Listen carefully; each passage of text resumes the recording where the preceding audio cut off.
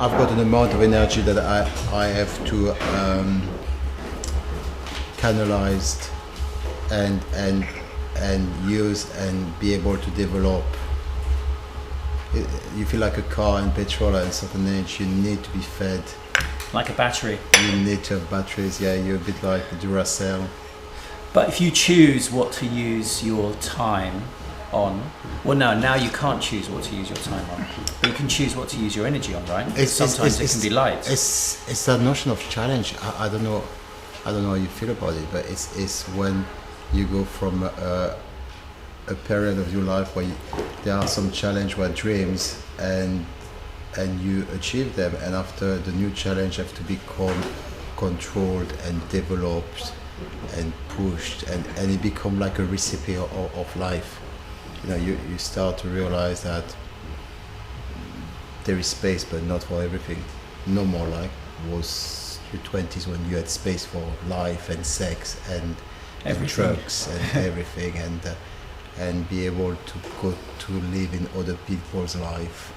I can't live in other people's life. I'm so busy to live in my life now. I can't live in other people's life. Yeah, I know. I mean, we started very seriously, Roland, already.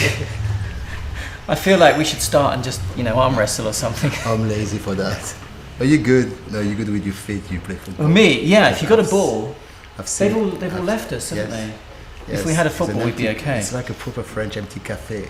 There is nobody here. Yeah. Well, the last time we sat in a cafe at the Connaught, right? A few months ago, maybe 6 months ago. That was so different. Yeah, it's a different feeling altogether. Yeah, that was you and. What were we talking about that day?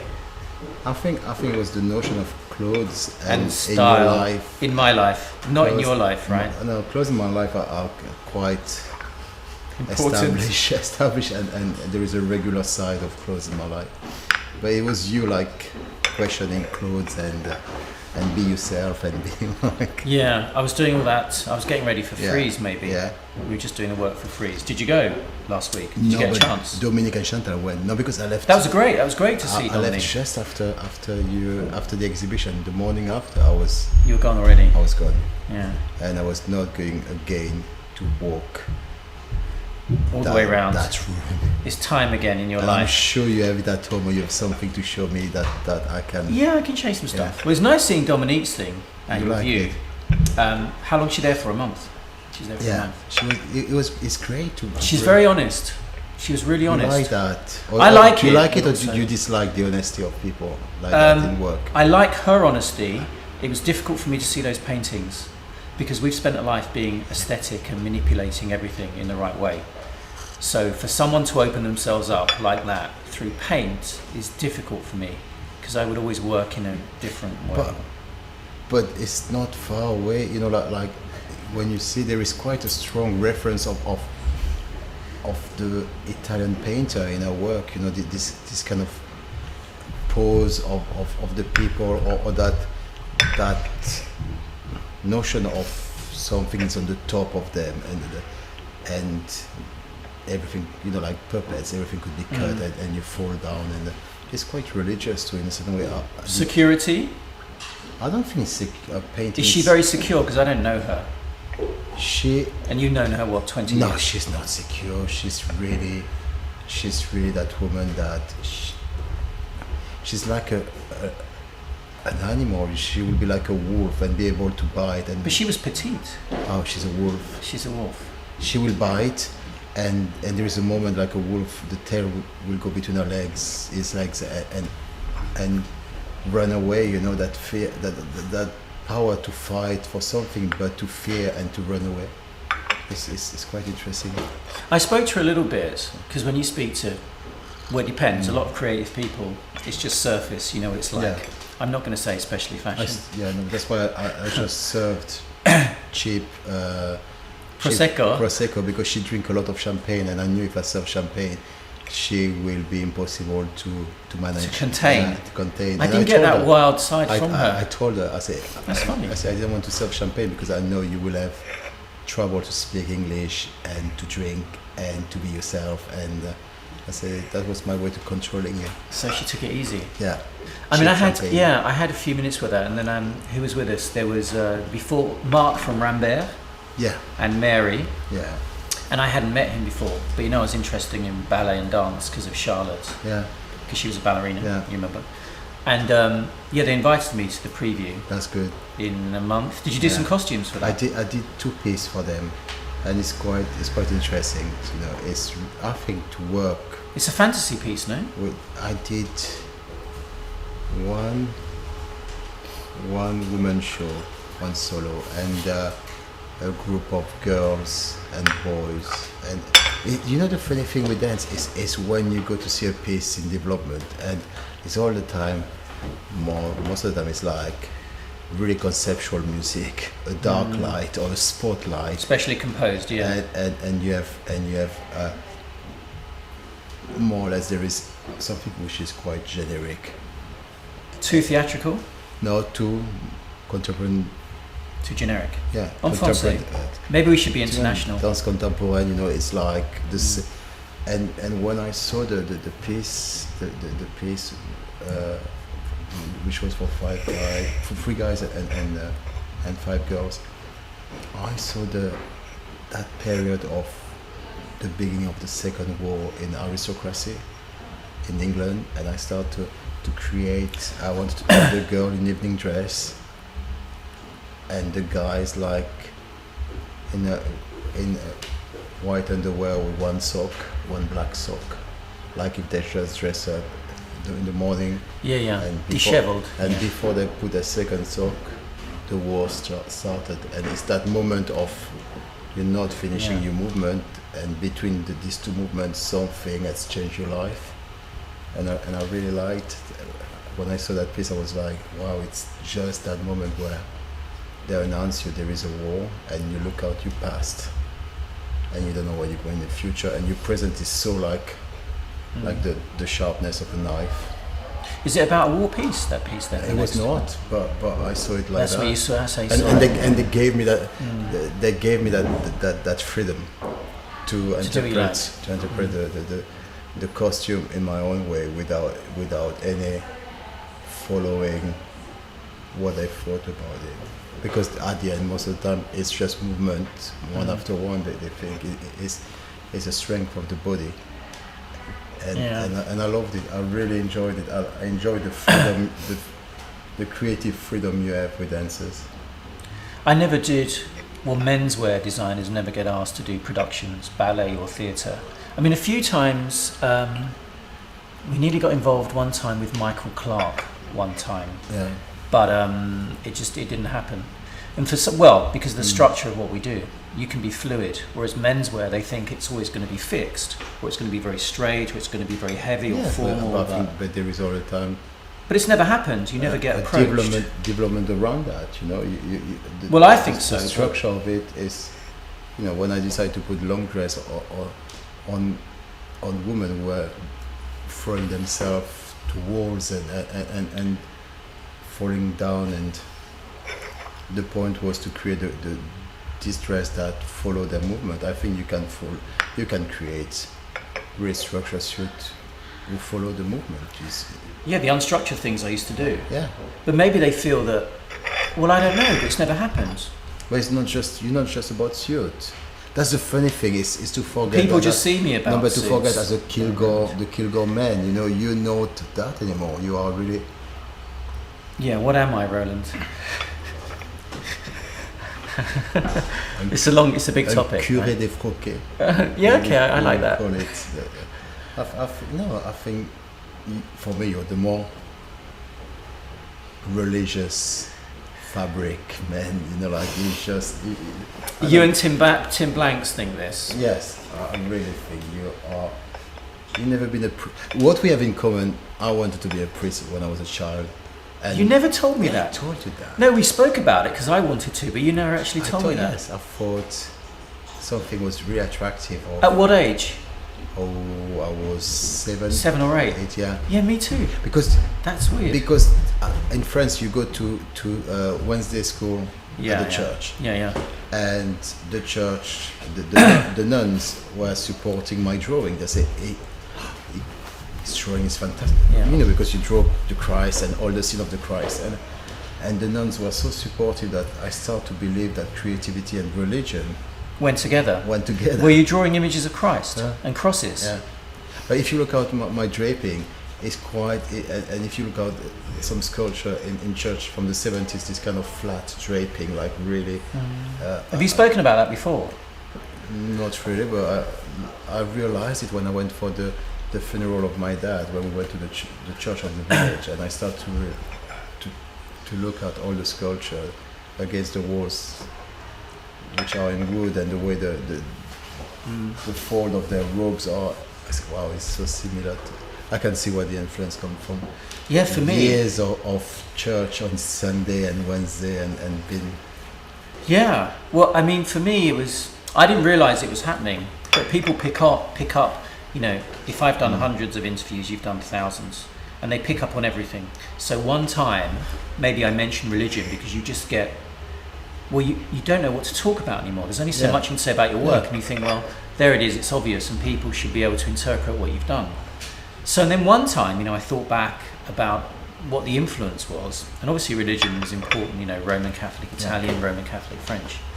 But for me, what I realised a few years ago when I stopped doing Savile Row and I started to do more artistic projects was that it was the figure of man, Christ. He must be the most photographed, represented image of the man and torso in the world. I can't think of another one unless it's another religious figure, if it's the Pope or if it's Allah, if it's Buddha. I don't know who they are. But for me, it was that image of man. So taking all these pictures and images of man and thinking about that. But also for me, it was the purity of everything. I think religion is about power, whether you believe in one particular way or another. So I always wanted to get to the purity and that power, not because people manipulate you with the power in that way. I just think there's an energy in religion or in a belief system that's positive, right?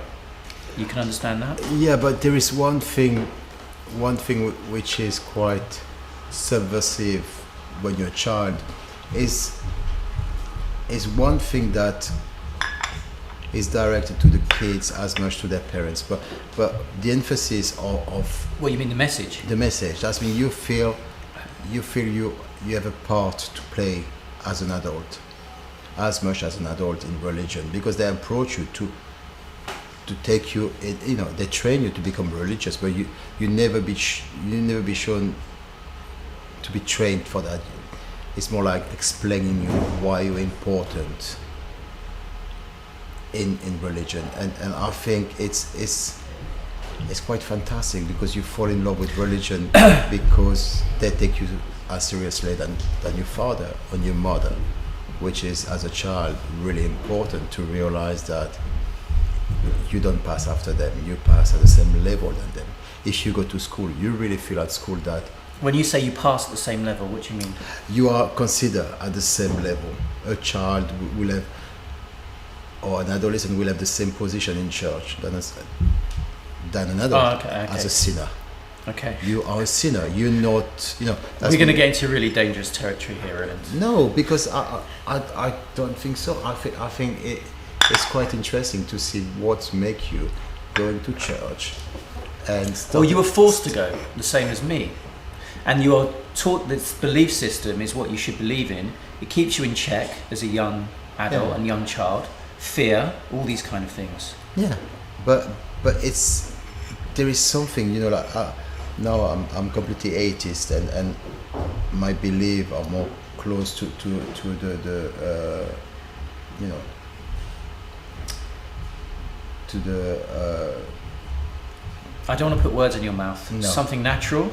Yes. No. Harmony. No. It's we're going to sound like hippies now. It's my 50s years old where I'm losing words. It's that movement that believe reality. That religion would believe that Jesus and Mary Magdalene were married.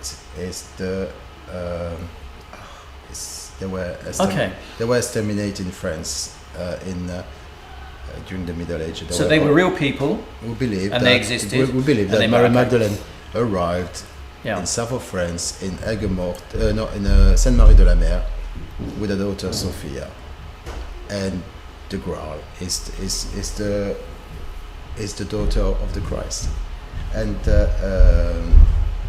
my belief goes more there because I can't imagine living in that fantasy of miracles. You know, I'm too.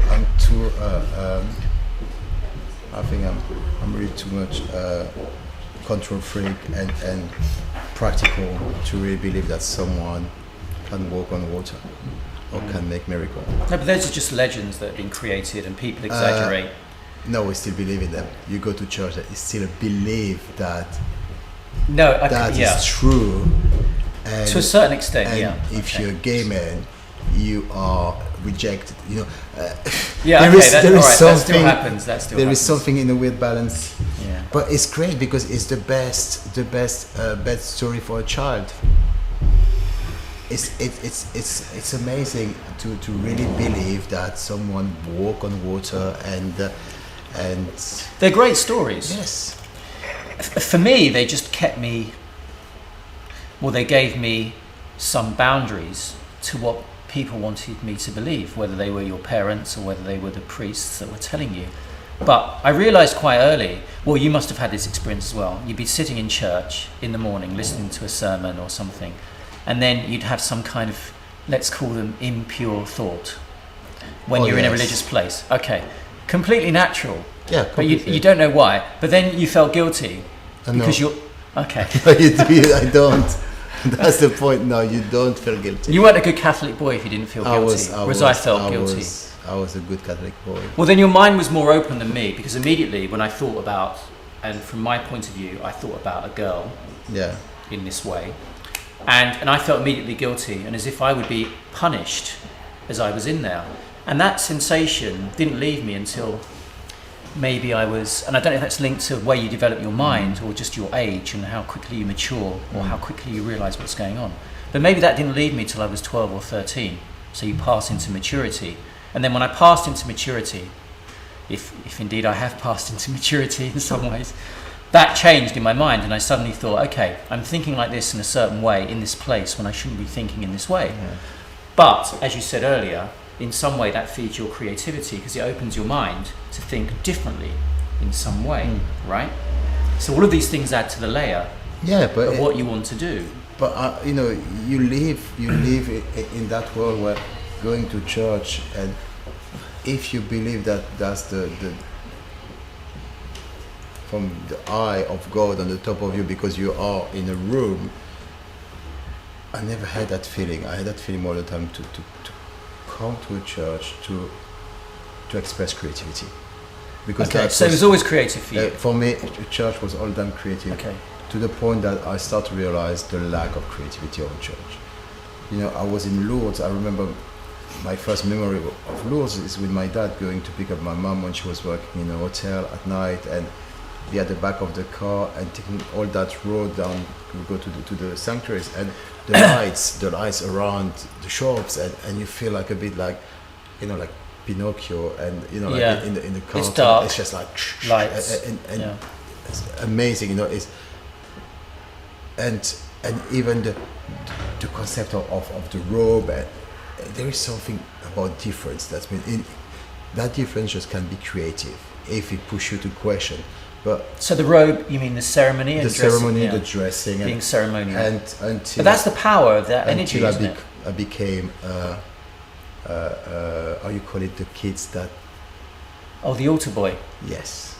Yeah. And that was the end of my, you know, acceptance of beauty and purity, and because my mother was washing all the time every weekend and ironing my robe, and one day I came back and my robe was taken by another kid and he left me his dirty one, and I was like, can't wear it, and the priest said it's not important, and I said, how can that man doesn't respect what my mom has done for me to look clean and you were thinking about it that way? And I dropped the robe and said, okay, want to do the mass today, I'm going home. And I dropped it, and I was like 10. And that notion of dropping things and saying, it's, you know what, I don't agree with you, and I never felt that God could punish me straight after say you be the bad kid. It's just no, it's what it is. But I love the movies. I love the Hollywood movies about religion, and I think all of them quite fantastic. I can't believe I couldn't remember. Oh, actually, I'm getting senile as well. I remember now you told me about maybe thinking about priest as well. Yeah. No, because the two things I remember when we met. Well, we met 7 or 8 years ago. Yes. Maybe that. But then as we started to talk and we became friends, the things I remember was the story that you told me about the blood on your hands, which for me was a religious thing through your family when you dip, with my father. Yeah, and dipping your hands and your hands being covered in blood when you were a young age through the profession of your father. And to me, that was the blood and all those kind of images for me are about the church. There was a really funny time when, this is not really connected, but I just want to lighten it a little bit. Yeah. There was Ferrari, I don't know if I told you this story, Ferrari magazine, like a few years ago, several years ago, they asked a few designers to restyle for the magazine one of their cars. And, I was one, and I can't remember who else did it, maybe Armani or somebody, and some well-known and some more sort of bohemian, let's call them. And they said, pick a character you want to design the car around. So I thought, blood red Ferrari, the Pope, right, straight away. So I said, right, I'll do a Pope Ferrari. Because I can just imagine, a nice parchment interior, blood red, his robes were red. And they got upset straight away. They said, no, you can't do the Pope. It has to be respectful. I wanted to do it in a respectful way. I just thought the idea about the Pope and the car and the Pope Mobile and he has to be visible was interesting to me. I said, no, I will be respectful. And they said, no, you can't do the Pope. And I had a book at home from Ferrari where there was a picture of a Pope inside a Ferrari. I think it was John Paul II. And they'd taken him round the track at Modena. In a Ferrari, this open top front. And I thought, this has been done before. I'm not going to do it in that strange way. But maybe the idea about how they were going to use that project was not enough respectful for them. That meant they had to put it on your shoulder and say, what you're going to do is not respectful. But that's the thing about... It was design, it was style, it was just about an image. With religion, you have all the time that thing about to be a sinner, to be a bad person. Especially Christianism, coming from Lourdes, and I've seen it so many times that attitude of the church and in my country I've seen, I take the history of my family where stories from my grandmother having my uncle before to get married, and when they came out of church, and that's my grandma. That's when it's not far on the little mountain. It was 3 dummies in hay of the bride, the groom, and the kids, and they were on fire, and this kind of still burning witches and religion is what 50, 60 years ago in Christianism, and it's still the religion where people are killed because of religion, like in the family, because you're not respectful about religion. And I think it's such a sad attitude to not be able to control ourselves without religion, to feel whole without religion. I feel really whole without a religion. I really believe in energy and nature and respect of other people and doing my best, but not be frightened to be selfish when I want to be selfish. It's human instinct. We are made that way. We are viruses of this planet, not savers. We've taken on a big discussion, Roland. That's a Catholic.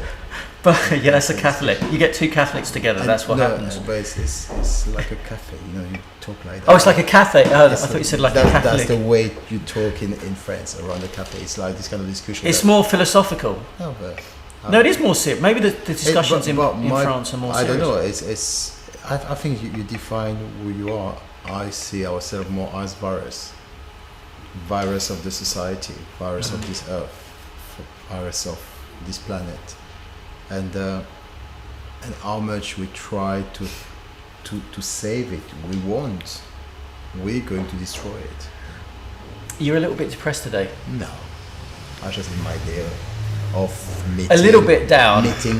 No, you're thinking. Do you find it is what down? You're thinking why about do you something. think it's down? No, because you're thinking very. You've always been a deep thinker. But why do you think it's down if we're going to destroy this planet? It's not down, it's just objective. Why is it down? Because it will finish. And all right, let me explain. As a creative person, as creative people, your objective is to carry on making positive actions, right? No. You make. Your objective is to make a negative action? It's to make an action. Okay. But an action is... All right. It's like, no, I come from France where I had to fight with the concept of taste, good taste and bad taste. All right. Action are the same. You but make an action. Will you agree that a positive action is probably better in many ways than a negative action? No. But you can only be a user, you can be a consumer, or you can be somebody that makes things, whatever they are, theories, ideas, product, fashion design, for people to use. So if you're making something is a positive action, I mean it in this way.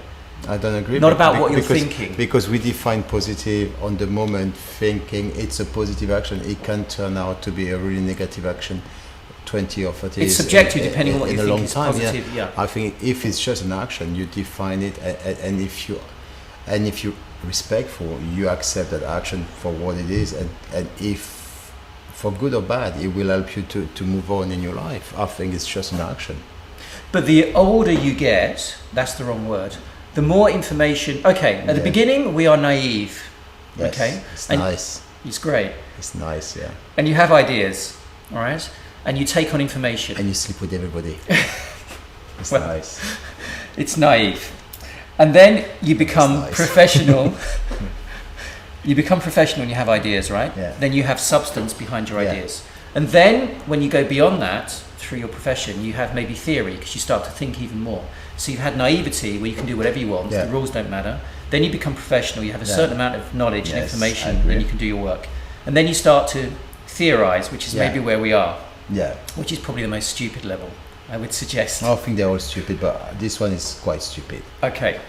So once you've done those and you've reached this point, whatever point they may be, you want to stop thinking, which is, I think, you want to stop thinking too much, which I think was what we're trying to say. You want to avoid to think. You want to. Okay. You want to, or if you think, you want to think without any purpose or agenda, right? Agenda. You just think. You just think people should just understand how it is. Or they are what they are, but that's where you start to live by yourself, or you start to create space around yourself and people. But if you're a good designer, you need to create space around yourself. Yeah. You need to be part, but you also need to understand this. You need to not elevate, because it's the wrong word, but you need to remove yourself in a certain way, because otherwise you are influenced by everything because you're receptive. Otherwise, how can you do the work that you do? You're like this giant spider in this web, and you're trying to feel everything all the time, right? Yeah. You feel, and then you express in a way that you think is right. Or you have to close. You have to close the doors. That's what I like now. Is that notion of closing the door but then that's seen from the outside world as elitist. From my dad, with the butcher shop, the service was like so extreme that people could get everything they wanted from my parents to a certain timing when we closed the door, and it's quite fantastic to close the door to say no, it's done, it's over, and until tomorrow the shop is not open. I quite like that. And you leave the. But that's control again. But you leave the skin of the creative person on a hook, and you go to watch the more crap TV show, and or you stay at home and you eat a soup. It's irrelevant. But that life doesn't carry on. Creative people today have to live that life 24 hours a day. No, not interest. When did you learn to speak English? Fluently. I still learn. No, you know what I mean. English is so crap. No, because you're expressing yourself in a way that How old am I in English? 7, 8. In which school? In which? No. Sometimes I'm really tired and my English is really bad and no, but I still feel what you want to say, even though sometimes the words don't come. But that's, I think, the big I think the big thing of my life, I still believe I can express myself properly and without language. Yeah, and people understand what I try to say. Yeah, well, I can feel it, and I can feel it in people that I connect with in some way. So I don't think you have to talk too much. You can either see it in their work, or you can just kind of be with someone. This is going to sound very hippie again, isn't it? But were you an hippie or not? I'm too young to be a hippie, but I have hippie principles. Okay, I was not. You don't feel that way? Oh no, I was the son of someone with a shop. You couldn't be an hippie. You have to respect the fact. It depends what you mean by hippie, though, right? That's the value of hippies. Laissez-faire, could we say this? So hippie's the wrong word. It's more of a natural attitude to... But you Italian, that's quite natural. It was quite a strong trend in Italy, hippies. No, not really. Well, I didn't observe because I was here, late 70s into the 80s. You know, I was talking about youth cults earlier. I was talking to Alex Fury, and we were just talking about the old days and when I did Squire, because I didn't know you then. And when all those youth cults were being formed, when mod, new romantic, gothic, rockabilly, psychobilly, shockabilly, all these different things. And you were in France when that was happening, right? So what were you watching? Listening shit crap music. You know, France is so bad. We are really, really bad because we have an amazing culture that can stage us in our country. And so religion was the youth cult, right? In a way. No, I think we had May 69, where our revolution, you know, because we're good at revolution in a certain way. We break everything and we cut heads. You don't, but that's why the movement comes. When you say you mean the Italians or the English? Because I'm a bit of both. The English. I'm Italian today. Yeah, I'm sure we did our share of cutting heads. But you did. You poisoned the Roman times. Yeah. But it's more to do with poison than cutting. Yeah.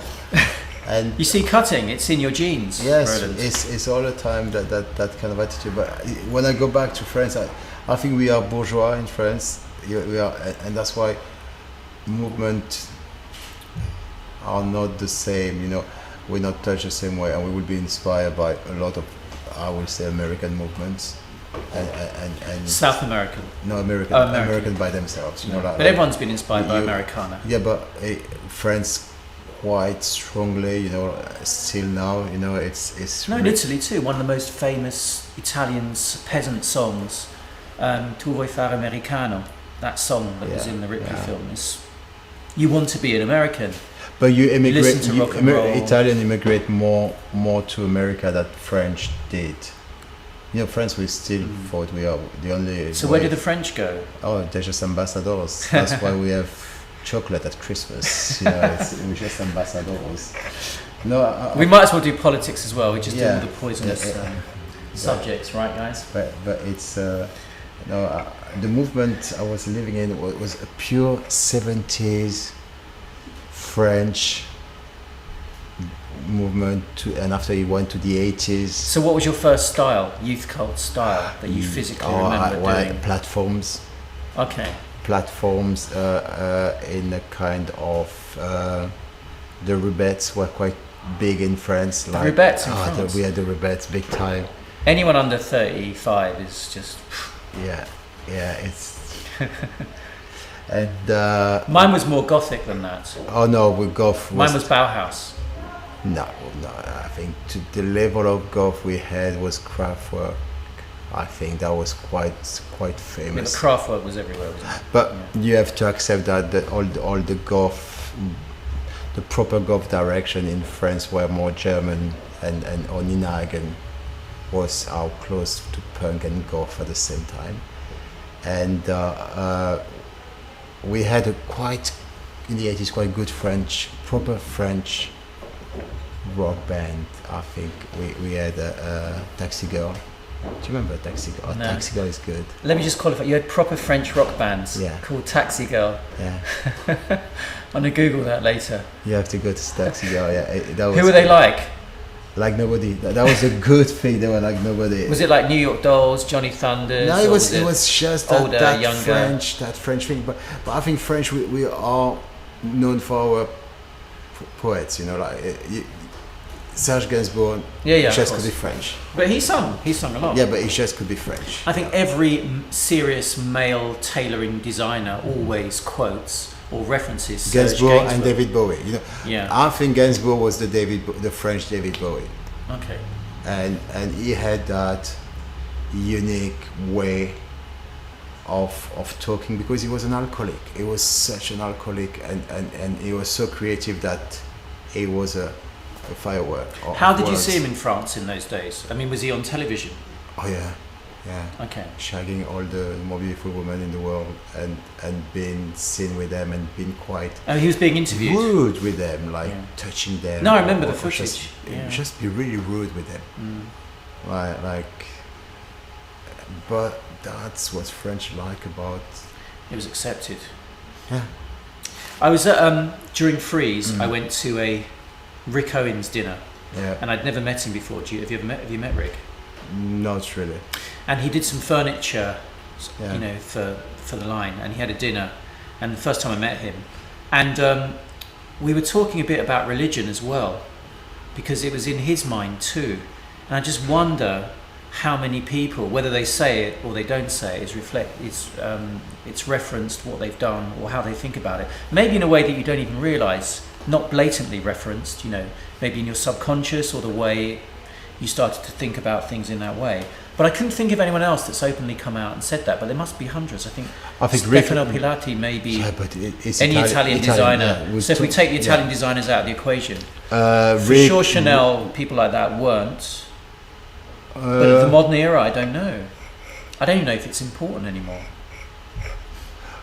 I think religion is important. I think in our time where we don't know anymore, the change our life is so drastic. We're facing something that we have no answer, and I think religion is It's a type of it's security. really there. You know, Yeah. maybe it's not in our face, but it's really there, and it will just jump out in a way or another. Look out North Africa since this year, all the change in Muslim culture, it's quite amazing. You know, it is. Yeah, I'm amazed no one's really done an almost semi-religious label, because there was that feeling a few years ago it came through. He exists in a certain way. Take every collection Yeah, of at the course. moment. Everything is more. Last 3 or 4 years. Everything is more covered. You have long sleeve, scarves coming back on the head. Hussein always used to reference his background. But Hussein is so you know, you can take him as more as a designer reference, as a fashion reference. Everything coming in that at that level of covering. You know, the years of the 90s where nudity was the trend. Nudity is not the trend anymore, and it's quite fantastic how everything we fear scarves and the hoods and all the Muslim attitude in the street. By absorbing it in our culture, it becomes so much more natural. You know, it's quite fantastic. Yeah, again, it's such a big subject Yeah, but to talk about it. To but look at it. it's I understand what you mean. I mean, the covering up. There was a label in the 90s. I can't remember who they were. Vexed Generation. Did you remember that? I remember them. And I think one of the first collections. I don't know what happened to them. They did Hoodies. some hoodies, completely covered the face because they were paranoid about. They were representing people's paranoia about being photographed when the cine camera started, and observational camera and security cameras started to sweep London.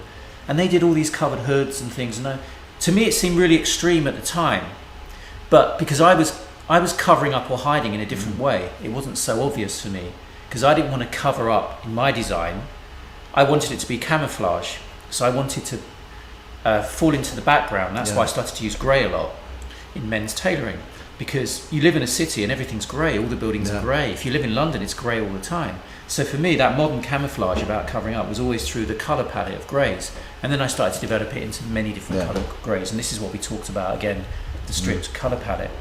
But I suppose now, if I'm going to do it now, what I'm thinking about is, I don't know if hiding is part of it. Hiding's maybe the wrong word. But covering, you said you used the phrase to cover up. It's to or to be secretive, or to have privacy? I think you have to define yourself. Yeah, but we live between two worlds, a virtual and a real world. That's too conceptual. But no, but Roland. Yes and no, because your definition in the street it can be really specific. It can be like an avatar. You can define a side of avatar in yourself. You can become more an icon, or you can become really transparent in the street and disappear. But you're talking about as a person. Yeah, but when you talk about fantasy, you mean thinking creativity. You don't actually think. What I don't understand. Even physically, you start to see people that reference of the 80s, when people become more personal in their style, and they come back to that notion of taste, which is good or not, but you see more really eccentric. Again, the concept of eccentricity come back, because the 90s has no eccentricity. The concept of the 90s had popular culture industry, which was pure nudity and sex, but now eccentricity is vibrant again everywhere, and after it's people disappearing. There are a group of people you don't see anymore. They're like age group, they start to disappear, and I find it quite fantastic, the notion of clothing now. I was going to ask you something, and we were talking earlier, and then we went off on another tangent. Do you remember? I think it was a few years ago. It was an English artist called Michael Landy, and he did. I think it was Art Bin or Art Skip, and he invited creative people, artists, to throw away all the regen work into this big area. And there were some interesting, well-known artists and came, and then he invited all sorts of people to throw this. Obviously it was an interesting concept. And years before that, he destroyed all his possessions as an artwork as well. Everything, his credit card, he cut everything up. And to me, what's always been interesting about, although when I see finished work of designers that I admire, what's going on behind the scenes and the things that you throw away, it's generally understood through artists that they have things, bad art that they don't like and they don't show, or they keep in the studio. But I don't know how designers work in fashion if you make things that you don't like and then you don't produce them, because we're constantly sampling all the time. Or if you keep ideas back for some reason that they didn't work in that way. The product is irrelevant now. It's the journey of your creativity. Okay, but especially the way you worked when you started to work. At the beginning, when you were just draping, but it's just when playing around with ideas. You drape, you throw away when it's not right, when it's not you, and after. But you don't have to throw away. You can just unravel. I know. At the beginning. Throw away. It's take more time to unravel. You throw away, it's so nice to. But you want that cut off, the closing the door, so you throw it away. I throw away. We were talking about that. I rip close. and I throw away. Yeah. I don't see myself recuperating everything, the pins, I keep everything. I've got more out stuff than I have on the in. But I think the out is better than the in, because people see your finished work and they judge you, and they'll say, Carlo, tailoring specialist, modernist design, whatever names they're giving to me now. Whereas the things that I keep that I don't think I could show, what they will judge you as. Well, I don't mind how they judge me. There's only one judge, right? I'm not going to say that again. But did you invite him to your show? Was he there? Well, I was born on Christmas Day, so maybe there's always a presence, right? Wow. You know what surprised me? One thing I want, because there is one thing. If you ask me what did surprise you the last week, it was 2 days ago. I went back home and it's 7:00, and I stay in Waterloo, and there is that road called Ripple Street, which is all the time a road where in the morning you have a lot of people leaving Waterloo station to go to their office, and at night they leave their office to go back to Waterloo. And I was working that way, and there is a fox. A fox? There is a fox who lives... You don't mean an interesting looking girl or guy or something, you mean an animal, right? Yeah. Who live now in that road and walk along you with no fear, just going his way, and people avoid it, or it's amazing how people, that notion of people moving in one way, which could be a promo of the 80s or of any singer, and coming out, and that fox who walk with a pearl so beautiful, it could be a coat if you wanted. Okay, it's touched you in some way. And that fox walk along, and you just say, Wow, that's great. That's quite fantastic. Okay, now if it was 50 of them walking that road, do we stop them? Oh, if we don't have any more food, do they attack? And you start to question a future, good or bad.